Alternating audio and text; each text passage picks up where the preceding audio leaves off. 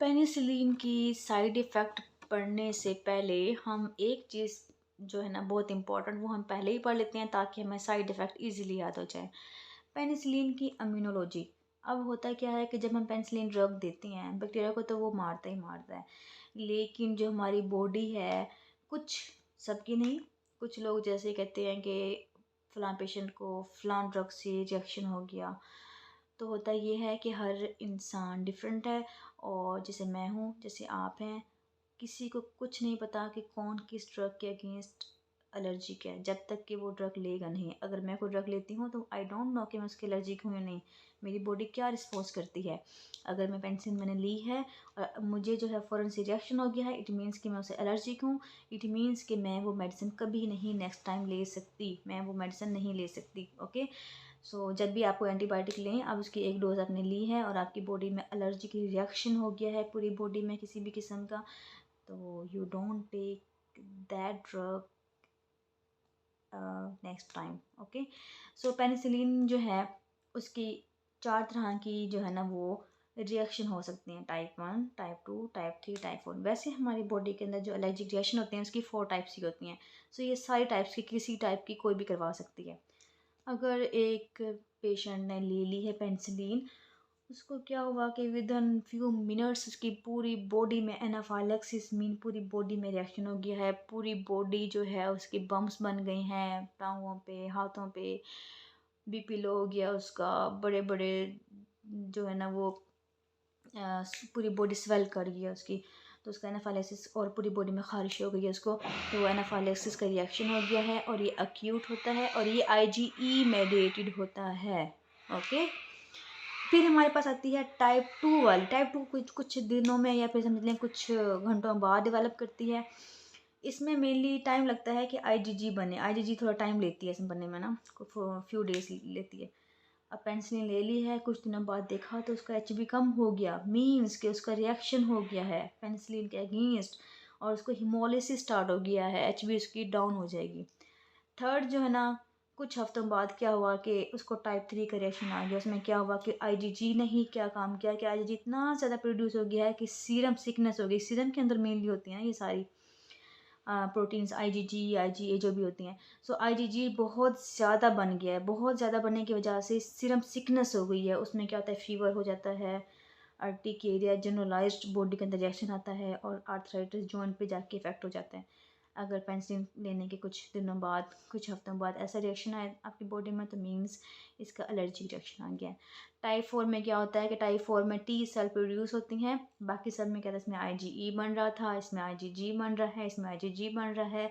Type 4 में T cells बनते हैं और वो जाके रिएक्ट करते हैं, स्किन को इफ़ेक्ट करते हैं और इसके अलावा जो किडनीज़ होती हैं उनकी नेफ्राइटिस करवाता है। ये जो है पेनिसिलिन के साइड इफ़ेक्ट में है, ये सारे के सारे इसके साइड इफ़ेक्ट हैं। ओके जी, सबसे पहले जो हमारा साइड इफ़ेक्ट है पेनिसिलिन का या बीटा-लैक्टम्स का, वो है हमारा हाइपर सेंसिटिविटी या एलर्जिक रिएक्शन। और हमें पता है कि जो हाइपर सेंसिटिव एलर्जिक रिएक्शंस वो 4 तरह की हो सकती हैं। टाइप 1 आईजी मेडिएटेड जो कि एक्यूट होता है, उसमें कौन कौन से सिम्टम्स आते हैं वो आपने मेंशन कर देने हैं, वो उसके साइड इफ़ेक्ट होंगे। इसमें इचिंग हो सकती है, अर्टिकेरिया हो सकता है, ब्रोंकोस्पैज़म हो सकता है, एनाफाइलैक्सिस हो सकता है। इसके अलावा नॉन इमीडिएट भी हो सकते हैं। ओके जी, एक तो हो गया एक्यूट रिएक्शन, ठीक है।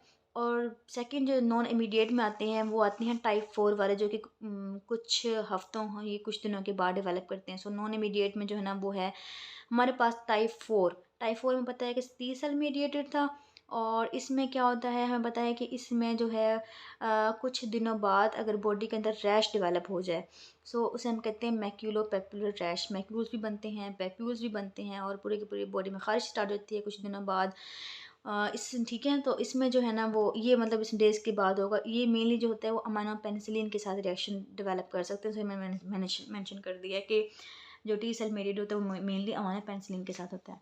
फिर हमने एक और बात की थी, टाइप 4 के अंदर ही बात की थी कि स्किन रिएक्शंस हो सकते हैं। स्किन रिएक्शंस में स्टीवन जॉनसन सिंड्रोम हो सकता है, टॉक्सिक एपिडर्मल नेक्रोलिसिस हो सकता है, जो कि बहुत ही सीवियर किस्म का स्किन का इन्फेक्शन होता है जिसमें स्किन टूट टूट के नीचे गिर जाती है और हमें नहीं पता होता कि किस पर्सन को जो है ये रिएक्शन हो सकता है। ओके जी, हमारा पहला था हाइपर सेंसिटिविटी या एलर्जिक रिएक्शंस, जिसमें एलर्जी को हमने मेंशन किया था कि अक्यूट में एलर्जी कौन सी होगी, इचिंग वाली होगी, एनाफिलैक्सिस वाली होगी, और टाइप 4 में कौन सी एलर्जी होगी, हमारी मैक्यूलर पैपुलर रैश वाली होगी। फिर हम बात करते हैं इंटरस्टिशियल नेफ्राइटिस की, जो कि मैंने कहा था कि टाइप 4 के साथ इंटरस्टिशियल नेफ्राइटिस डेवलप कर सकता है, किडनीज जो है वो अफेक्टेड हो सकते हैं, और इसमें मेनली क्या होता है, इसमें स्टीराइल पायूरिया होता है। फिर मैंने आपसे कहा था कि एक हीमोलिटिक एनीमिया डेवलप कर सकता है, जो कि हमारे पास कौन सा होता है, टाइप 2 रिएक्शन वाले में आता है, जिसमें डायरेक्ट कॉम टेस्ट जो है वो पॉजिटिव होता है। इसके अलावा मैंने आपको बताया था कि टाइप 3 होता है रिएक्शन, जिसमें सीरम सिकनेस डेवलप कर सकता है। ओके जी, पांचवा जो इसका साइड इफ़ेक्ट है वो है बीटा लैक्टम का, वो है क्लोस्ट्रीडियम डिफिसाइल इन्फेक्शन। होता ये है कि जब आपने एंटीबायोटिक दे के क्या किया कि गंदे बैक्टीरिया को तो मार दिया, लेकिन हमारे गट के अंदर कुछ अच्छे बैक्टीरिया भी थे, उनको भी आपने मार दिया। जब उनको मार दिया तो उन बैक्टीरिया ने क्लोस्ट्रीडियम के अगेंस्ट जो है ना वो वहाँ पे नहीं थे, तो क्लोस्ट्रीडियम डिफिसाइल जो है वो हमारे गट पे अटैक कर देता है और डायरिया करवा देता है। इसके अलावा स्यूडोमोनास जो है वो कोलाइटिस भी करवा सकता है। 6 नंबर पे आता है हमारा जायरशमिनर रिएक्शन, जो कि मेनली सिफिलिस के साथ होता है। इसका नाम मुश्किल है, लेकिन आप याद होता है तो आप याद कर लें, वरना आप जो पीछे 5 हैं वो अगर आप लिख देते हैं तो आपको 5 नंबर इजीली मिल जाएंगे। उसके बाद जो है थोड़ी बहुत और इन्फॉर्मेशन यही है जो कि मैंने अमानो पेनिसिलिन के साथ लिखी हुई है, जो कि पहले मेंशन कर चुकी हूँ कि जो स्किन रिएक्शन होती हैं वो मेनली अमानो पेनिसिलिन के साथ होती हैं। इसके अलावा सल्फोनामाइड के साथ भी हो सकते हैं, सेफ्लोस्पोरिन्स के साथ भी हो सकते हैं। सो अगर आप 3 यहाँ से याद कर लेते हैं तो आगे जो हम पढ़ेंगे सल्फोनामाइड्स और सेफ्लोस्पोरिन्स में आपको ईजी हो जाएगा कि उसमें भी स्किन रिएक्शन डेवलप कर सकते हैं। मैक्यूलर पैपुलर रैश का मैंने लिखा हुआ है कि ये मोर कॉमन है विद वायरल इन्फेक्शन। अगर वायरल इन्फेक्शन साथ है और आपने ये ड्रग दे दी है तो उनको जो है मैक्यूलर पैपुलर रैश डेवलप कर सकते। ओके जी, आपके यहाँ पे पेनिसिलिन का टॉपिक कंप्लीट हुआ। ओके, नेक्स्ट लेक्चर में हम नेक्स्ट क्लास ऑफ ड्रग पढ़ेंगे।